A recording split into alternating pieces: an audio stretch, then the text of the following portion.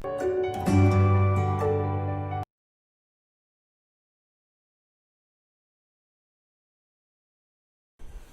students, now we are going to discuss the next chapter of the chapter life process. Next topic we are going to discuss, that is the transportation in the plants. Transportation is the process of transfer of material from one part to other part of the plant, that is known as transportation. Because plants do not have some special organs like the heart, kidney and lungs like the human beings, but they need to be transported some material. So now in this topic you will study how the material is transported in the plants.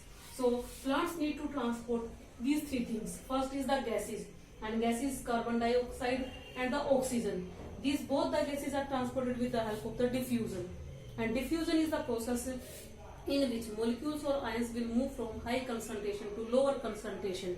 So these gases are transported on the basis of their concentration.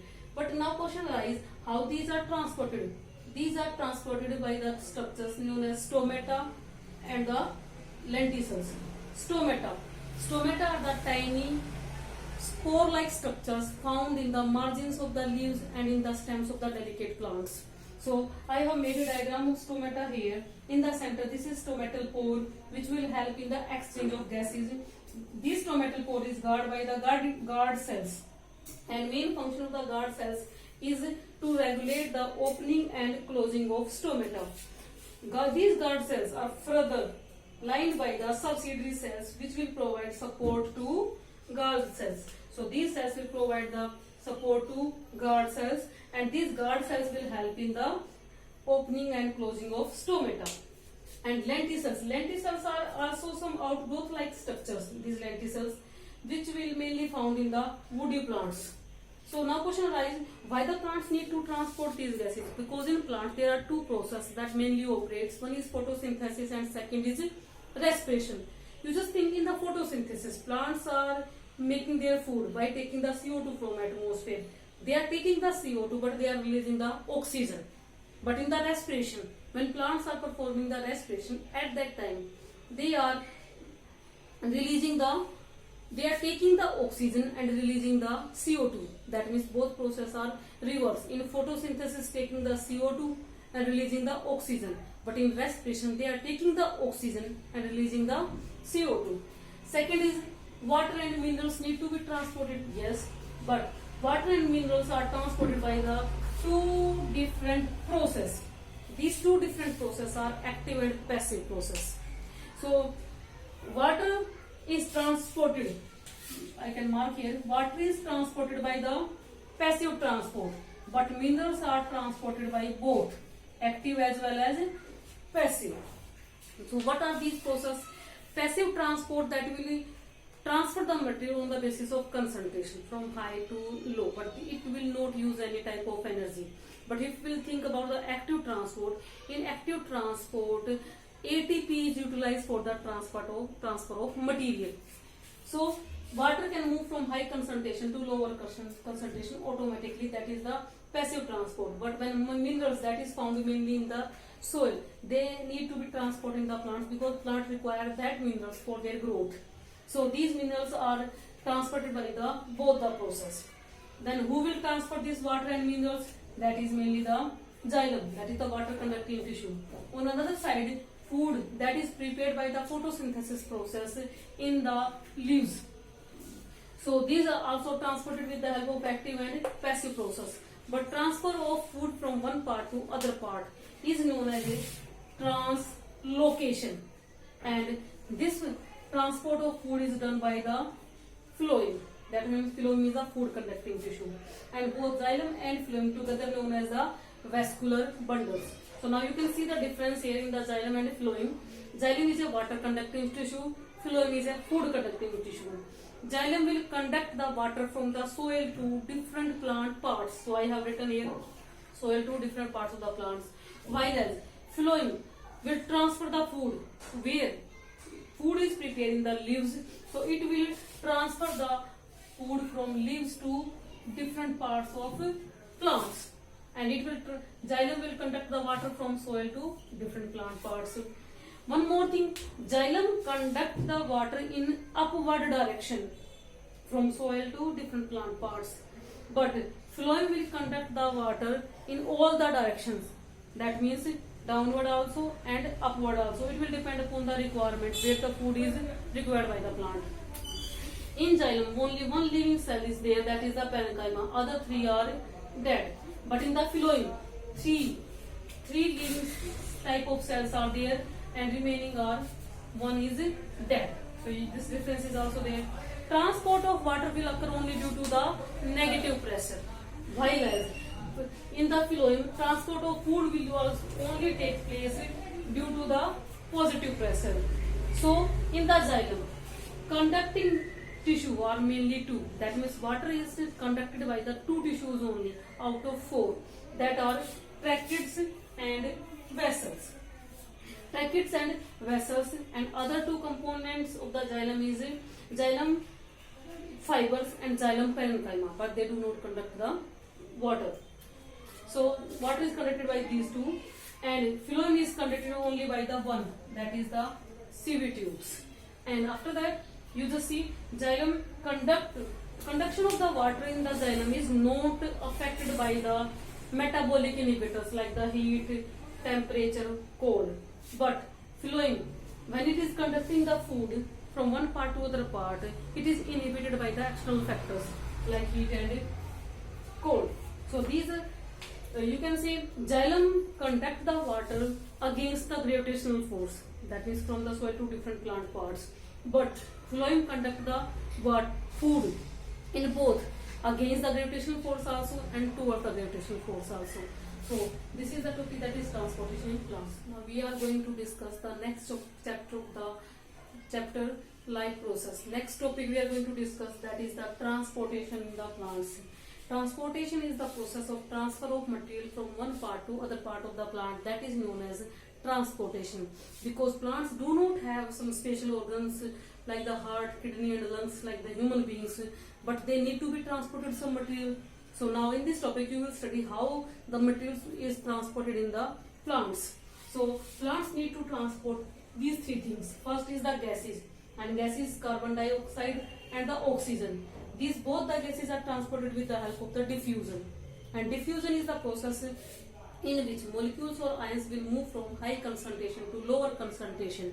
So these gases are transported on the basis of their concentration. But now question arises, how these are transported? These are transported by the structures known as stomata and the lenticels. Stomata are the tiny spore-like structures found in the margins of the leaves and in the stems of the delicate plants. So I have made a diagram of stomata here. In the center, this is stomatal pore, which will help in the exchange of gases. This stomatal pore is guarded by the guard cells, and main function of the guard cells is to regulate the opening and closing of stomata. These guard cells are further lined by the subsidiary cells, which will provide support to guard cells. So these cells will provide the support to guard cells, and these guard cells will help in the opening and closing of stomata. And lenticels are also some outgrowth like structures, these lenticels, which will mainly found in the woody plants. So now question arises, why the plants need to transport these gases? Because in plants there are two processes that mainly operates. One is photosynthesis and second is respiration. You just think in the photosynthesis, plants are making their food by taking the CO2 from atmosphere. They are taking the CO2, but they are releasing the oxygen. But in the respiration, when plants are performing the respiration, at that time they are taking the oxygen and releasing the CO2. That means both processes are reversed. In photosynthesis, taking the CO2 and releasing the oxygen, but in respiration they are taking the oxygen and releasing the CO2. Second is water and minerals need to be transported. Yes, but water and minerals are transported by the two different processes. These two different processes are active and passive process. So water is transported, I can mark here, water is transported by the passive transport, but minerals are transported by both active as well as passive. So what are these processes? Passive transport, that will transfer the material on the basis of concentration from high to low, but it will not use any type of energy. But if we'll think about the active transport, in active transport, ATP is utilized for the transfer of material. So water can move from high concentration to lower concentration automatically. That is the passive transport. But when minerals that is found mainly in the soil, they need to be transported in the plants because plants require that minerals for their growth. So these minerals are transported by the both the process. Then who will transfer this water and minerals? That is mainly the xylem, that is the water conducting tissue. On another side, food that is prepared by the photosynthesis process in the leaves. So these are also transported with the help of active and passive process. But transfer of food from one part to other part is known as a translocation. And this transport of food is done by the phloem. That means phloem is a food conducting tissue. And both xylem and phloem together known as the vascular bundles. So now you can see the difference here in the xylem and phloem. Xylem is a water conducting tissue, phloem is a food conducting tissue. Xylem will conduct the water from the soil to different plant parts. So I have written here soil to different parts of the plants. While as phloem will transfer the food where food is prepared in the leaves. So it will transfer the food from leaves to different parts of plants. And it will xylem will conduct the water from soil to different plant parts. One more thing, xylem conduct the water in upward direction from soil to different plant parts. But phloem will conduct the water in all the directions. That means downward also and upward also. It will depend upon the requirement where the food is required by the plant. In xylem, only one living cell is there, that is the parenchyma. Other three are dead. But in the phloem, three living type of cells are there, and remaining are one is dead. So this difference is also there. Transport of water will occur only due to the negative pressure. While as in the phloem, transport of food will only take place due to the positive pressure. So in the xylem, conducting tissue are mainly two. That means water is conducted by the two tissues only out of four, that are tracheids and vessels. Tracheids and vessels, and other two components of the xylem is xylem fibers and xylem parenchyma, but they do not conduct the water. So water is conducted by these two, and phloem is conducted only by the one, that is the sieve tubes.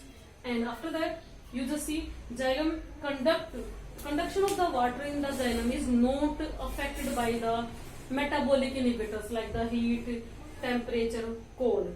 But phloem, when it is conducting the food from one part to other part, it is inhibited by the external factors like heat and cold. So these you can say xylem conduct the water against the gravitational force, that is from the soil to different plant parts. But phloem conduct the food in both against the gravitational force also and towards the gravitational force also. So this is the topic, that is transportation in plants.